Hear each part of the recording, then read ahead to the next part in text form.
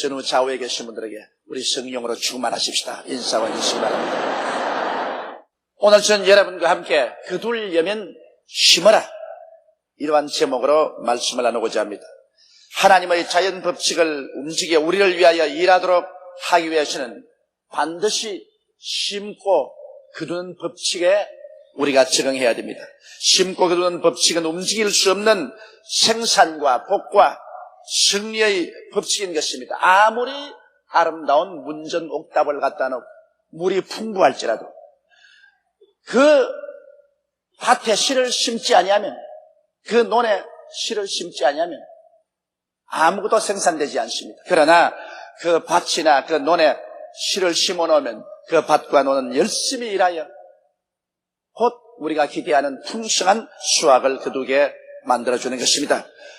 이와 같이 하나님의 자연 법칙은 영적인 법칙과 동일합니다. 영적인 법칙에도 성경은 갈라디아서에 사람이 무엇으로 심든지 그대로 거두리라고 말씀을 하고 있는 것입니다. 이러므로 우리는 오늘 하나님 앞에서 참으로 성공적이고 풍성한 승리에 넘치는 삶을 살기 위해서는 심고 거두는 이 법칙을 우리 생활 속에 끊임없이 실천해야만 되는 것입니다. 첫째로 하나님께서 주신 행복과 풍부의 법칙이 바로 심고 거두는 법칙인 것입니다.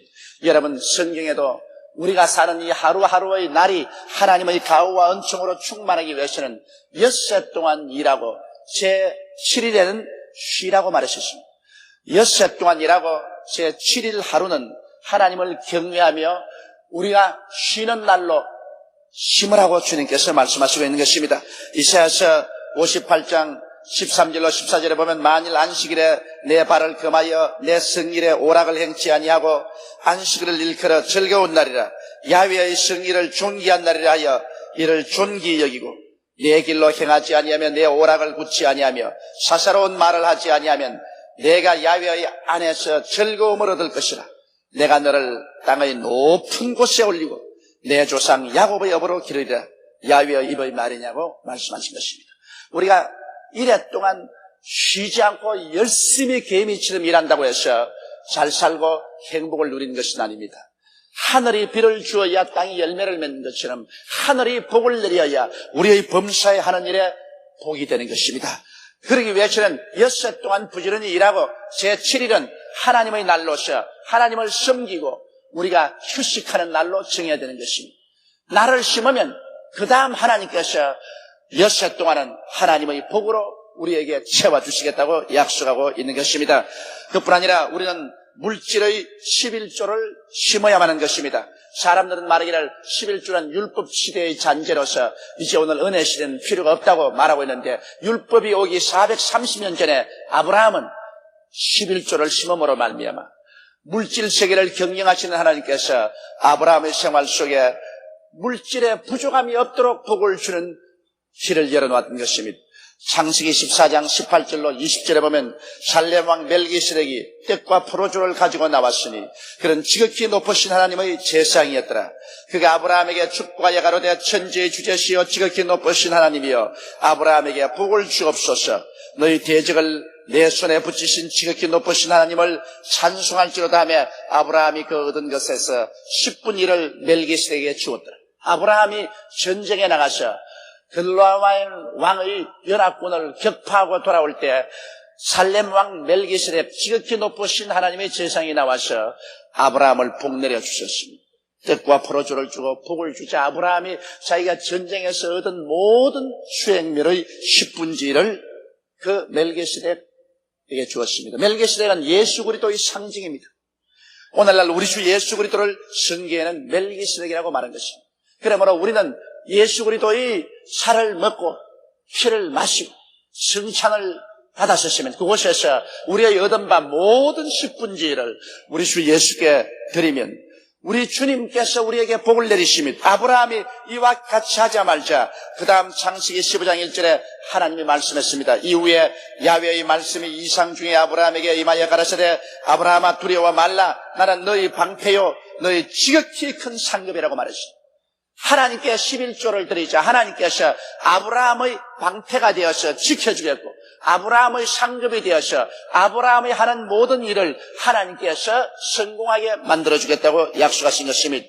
그와 같이 아브라함은 일평생을 사는 동안 금과 은과 물질이 풍부했고 그에게는 부족함이 없는 일생을 살아갈 수가 있었던 것입니다. 아브라함의 아들 이삭은 한평생에 가장 하나님의 복을 많이 받고 가장 평탄하고 고통 없는 삶을 살았습니다. 그러나 이 이삭이 어릴 때 모리아산에서 그의 생명을 제물로 심었습니다.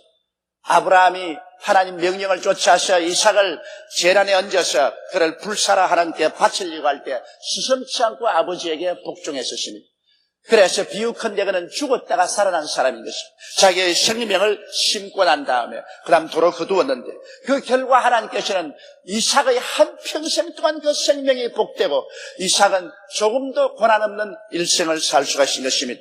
이삭의 아들 야곱은 형과의 알력 때문에 고향을 떠나 외아저씨 집으로 갈 때 그는 산에서 경유하면서 돌베기를 하고 잠을 자다가 하나님께 계시를 받았습니다.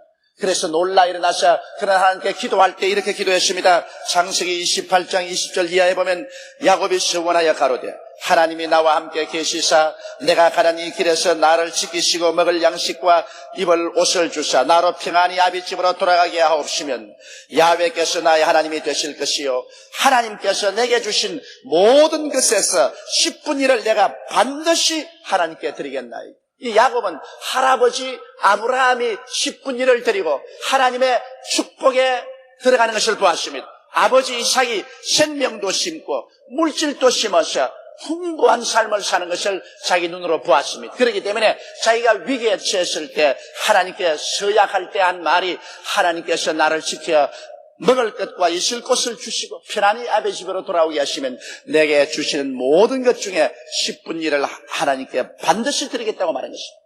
야곱은 그렇게 했기 때문에 그가 비록 육신으로 고생은 많이 하고 그 고집이 깨뜨려지기 위해서 많이 고난당했지만은 물질적으로 야곱이 고난당한 적은 없었습니다. 그의 몸과 마음이 고통을 많이 당했지. 물질은 야곱이 하는 것마다 풍성히 따라왔던 것입니다. 그것은 하나님의 물질의 보화를 여는 열쇠를 그 손에 들고 있기 때문인 것입니다. 말라기 3장 10절로 12절에 주신 하나님의 약속은 어제나 오늘이나 영원토록 동일한 것입니다. 만군의 야훼가 이르노라 너희의 온전한 11조를 창고에 들여 나의 집에 양식이 있게 하고 그것으로 나를 시험하여 내가 하늘 문을 열고 너희에게 복을 쌓을 곳이 없도록 붙지 아니하나 보라. 만군의 야훼가 이르노라 내가 너희를 위하여 황충을 금하여 너희 토지 소산을 멸하지 않게 하며 너희 밭에 포도나무의 과실로 기한진에 떨어지지 않게 하리니 너희 땅이 아름다워짐으로 열방이 너희를 복되다 하리라. 만군의 야훼의 말이니라. 하나님께서 우리에게 복 주시기를 기다리나 우리가 하나님 앞에 심고 거두는 법칙을 사용해야 되는 것입니다. 그럴 때 하나님께서 그를 통해서 우리에게 복을 주는 것입니다. 오늘 우리 한국 농촌이 유아로 협정 때문에 이제 피폐하고 망하게 되었다고 걱정하지만은 우리 농민들이 11조를 하나님께 다 드린다면 하나님의 가치에서 복을 주면 유아로 아니라 어떤 것이 다가와도 겁날 것이 없습니다. 왜냐하면 하나님께서 우리에게 복을 주시면 아무도 그 복을 빼앗아갈 자가 없는 것입니다. 사람이 복을 주면 그 사람이 마음이 달라지면 복도 사라질 수 있지만 하나님이 우리와 같이 계시는데 우리가 무엇을 두려워할 것이 있겠습니까?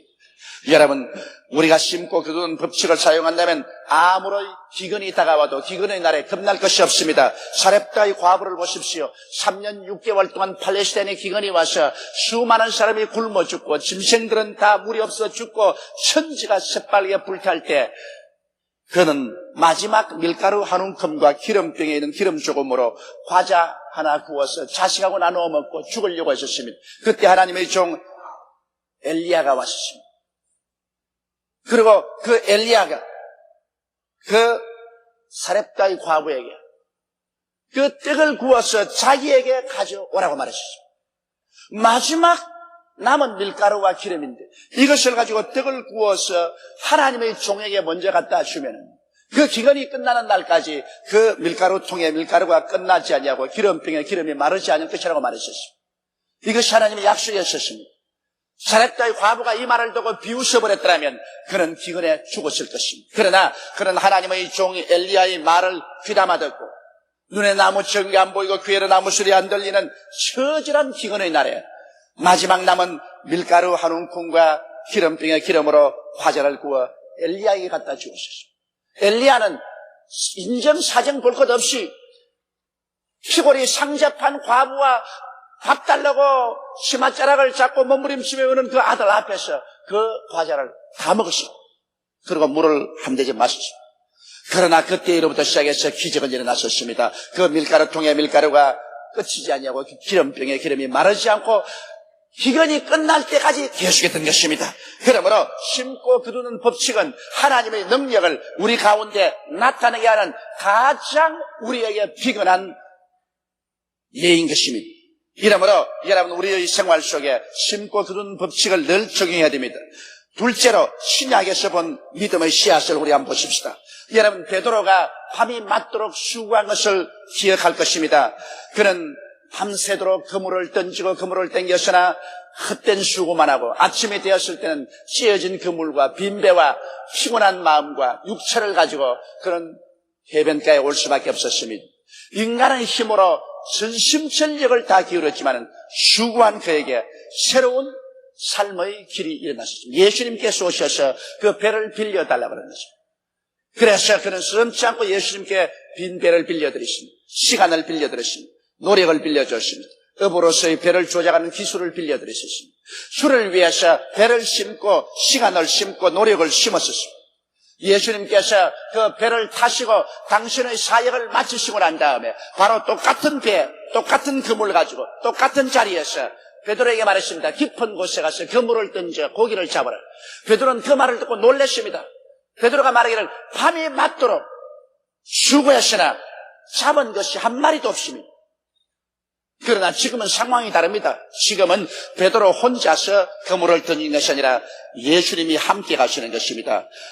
배를 심고 시간을 심고 그의 기술을 심었기 때문에 심은 자와는 주님이 같이 계시는 것입니다. 심고 거두는 법칙은 하나님의 법칙이기 때문에 하나님이 같이 계시는 것입니다.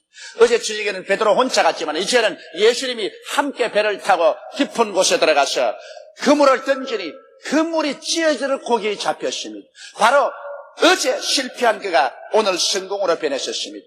배가 달라진 것도 아니고 그물이 달라진 것도 아니고 베드로가 달라진 것도 아닌 것입니다. 그러나 그가 심고 거두는 법칙을 적용할 때 달라진 것은 혼자 가지 않고 주님께서 그와 같이 가시는 것입니다. 그러므로 그는 기적이 일어난 것입니다. 오늘 우리가 아무리 낭패와 실망을 당한 사람이라도 예수님이 다시 들어와서 예수님과 함께 한다면 그 인생은 그 즉시로 달라지는 것입니다. 예수님이 우리와 함께 하는 것은 심고 거두는 법칙밖에 없습니다. 우리가 심고 주님께 헌신하면 그 다음 거둘 때 주님이 같이 가서 거두어 준다는 것을 알게 되시기를 주의 이름으로 축원합니다. 예수님께서 광야에 가서 말씀을 전가하고 난다. 저녁이 되면 사람들이 굶주렸습니다. 남자만 5,000명, 불효자 기만 명이 굶주렸습니다. 그때 예수님께서 가장 머리가 좋은 빌립을 불러셨습니다. 빌립아, 이 사람들에게 먹을 것을 주라. 빌립은 인간의 이성과 경험과 학식과 두뇌를 사용해서 그들에게 먹을 것을 주려고 계산해 보았습니다. 아무리 해도 계산이 안 됩니다. 해는 위연여쳐가고 광야고 떡 살 곳도 없고 돈도 없고 인력도 부족합니다. 빌립이 아무리 계산해도 먹일 도리가 없습니다. 그래서 빌립이 예수님께 구했습니다. 이 사람들에게 조금씩 먹이려고 할지라도 200데나리나 되는 떡이 필요한데 돈도 없고 떡 살 곳도 없습니다. 그러나 여기에 안드레는 문제의 해결을 알았습니다. 비록 광야고 시간이 늦고 돈도 없어도 안드레는 무슨 비밀을 가지고 있었습니까? 주님의 손을 움직이는 비밀을 알고 있었습니다. 빌립은 인간의 수단과 방법을 움직이는 방법밖에 몰랐지만은 안드레는 어떻게 하면 하나님의 손을 움직이는가 그 비결을 알고 있었습니다. 그래서 안드레는 심고 거두는 법칙을 정했습니다. 곧장 그런 군중에게 나아가서 군중 가운데 무엇 먹을 것이 있는가 부지런히 찾아봤습니다. 어린아이가 점심 도시락에 조그마한 보리떡 5개와 물고기 2마리 가지고 있는 것을 발견하고 이를 빌렸었습니다. 그러고 난 다음 이 보리떡 5개와 물고기 2마리를 들고 예수님의 손에 심었습니다. 빌립이 그 자리에 와서 그는 먹일 수가 없다고 한참 설명을 하고 있는 중이었습니다. 그리고 빌립이 한 말은 일일이 타당이 있습니다. 왜냐? 광야입니다. 떡 살 곳도 없습니다. 돈도 없습니다. 시간이 늦었습니다. 빌립이 한 말에 조금도 비합리적인 말은 없었습니다. 다 타당해요. 빌립식으로 하면은 그들은 먹일 수가 없습니다. 굶주립니다. 그러나 여기에 안드레는 어떠한 불가능도 가능케 하는 하나님의 손을 움직이는 법칙을 알고 있었습니다. 심고 거두는 법칙을 알고 있었습니다. 그러므로 이론이 필요 없습니다. 그는 나가서 보리떡 5개와 물고기 2마리를 가지고 와서 예수님의 손에 심었습니다. 주님이시여, 이 많은 사람들 가운데 오병이어가 무슨 효과가 있겠습니까만 이것을 주님께 심으면 주님이 기적을 베풀 줄 믿습니다. 예수님께서 즉시로 오병이어를 받자마자 사람들을 50명, 100명씩 질서 정연하게 앉게 하고 난 다음에 주님 그것을 들고 하나님께 축사하고 그 다음에는 주님이 떼주십니다. 심고 거두는 법칙을 사용하면 심을 때는 여러분이 심어도 뗄 때는 주님이 떼주시는 것입니다. 심기는 여러분이 심어도 거두는 것은 예수님이 거두어 주시는 것입니다. 예수님의 기적이 일어나셨습니다. 이 사람들은 나누어 주고 또 나누어 주고 또 나누어 줘도 끝없이 생겨납니다. 왜냐하면 하나님은 창조자인 것입니다. 하나님 말씀 한마디면 끝없이 생겨나는 것입니다. 오늘 사람들은 말기를 독일이 통일되고 난 다음에 독일 경제가 벽에 부딪히고 말은 아무것도 없는 저 동독 사람들이 몰려왔기 때문에 서독 경제가 낭패에 이르. 한국도 지금 통일이 되면은 2천만 거지들이 내려오면은 한국이 완전히 경제적으로 낭패하고 말 것이다. 그렇게 말합니다. 그 사람의 계산으로 그렇게 하는 것입니다. 한국이 서독하고 다른 점이 있습니다. 서독에는 1천만이 넘는 열렬한 크리스찬이 없습니다. 그들은 살았다 하나 죽은 사람들입니다. 옛날에 예수 잘 믿었던 흔적만 가졌지. 지금 서독에 예수 잘 믿는 사람들이 손꼽아 헤아릴 정도로 많지 않습니다. 그러나 우리 대한민국은 1,000만이 넘는 뜨거운 성도들이 있습니다.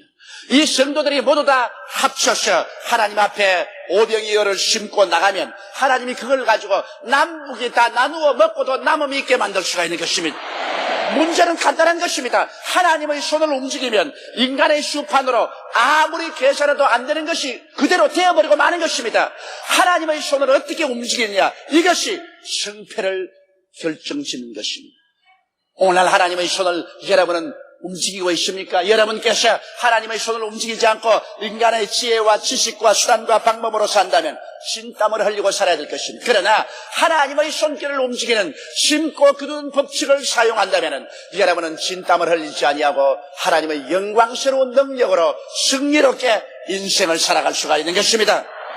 셋째로 제가 체험한 심고 거두는 법칙을 여러분께 말씀을 해드리겠습니다. 우리 여의도 순복음교회를 지을 때 서대문에서 우리가 얼마나 생활이 다 가난했습니까? 생활이 가난한 서대문 성도들이 모여서 이 교회를 짓는다는 것은 참 가히 불가능합니다. 그런데 그때 제가 냉천동에 집을 한 채 가지고 있습니다. 참 뼈 빠지게 모으고 애를 써서 제가 집을 한 채 마련했습니다.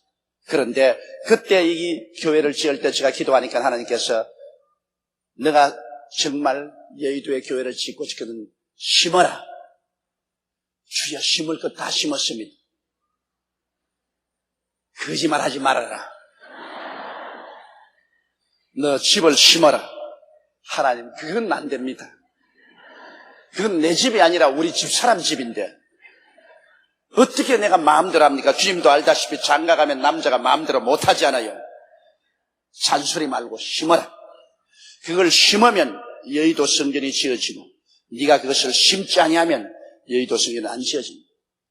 그때 제 영혼 속에 일어난 폭풍은 말로 다 할 수 없습니다. 심고 거둔다는 것이 그렇게 힘든 줄 몰랐습니다. 세상에 가지고 있는 것이란 집 한 채인데 그것 정말 피땀을 흘리면서 하나 마련한 것인데 주님이 가차없이 심으라. 많은 고통과 괴로움 가운데 집사람을 설득해가지고서 그 집 문서를 교회까지 와서 주일날 교인들 앞에서 강단에 얹혀놓을 때 마음이 기뻐서 뜀과 동시에 눈에 눈물이 하염없이 흘러내렸어요. 그래서 그 집을 심고 난 다음에 그때부터 하나님의 기적이 연속적으로 일어나서 오늘 여러분이 앉아있는 이 교회가 이루어지게 된 것입니다.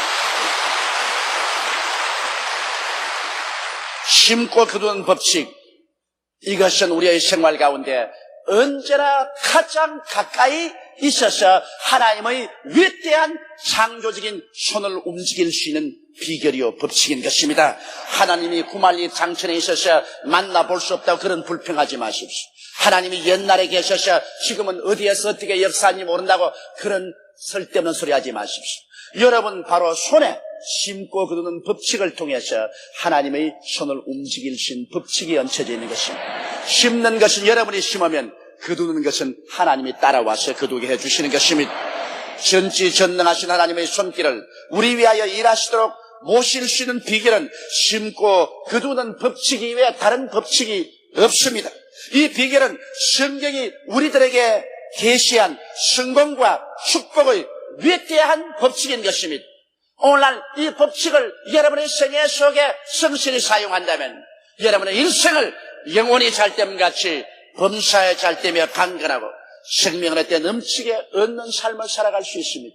하나님은 여러분의 일생을 위해서 모든 것을 다 예비해 놓았지만은 그러나 그 예비한 하나님의 창고를 열어 제끼는 것은 그 열쇠는 여러분의 심고 거두는 믿음의 법칙을 통해서 역사하여 주시는 것입니다.